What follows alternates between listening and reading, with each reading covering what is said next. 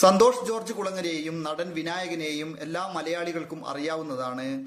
രണ്ടുപേരും രണ്ട് മേഖലകളിൽ വിജയിച്ചവരുമാണ്. ഒരാൾ അഭിനയം കൊണ്ടും ഒരാൾ ലോകയാത്ര മലയാളികളെ കാണിച്ചുകൊണ്ടും വിജയിച്ച വ്യക്തികളാണ്.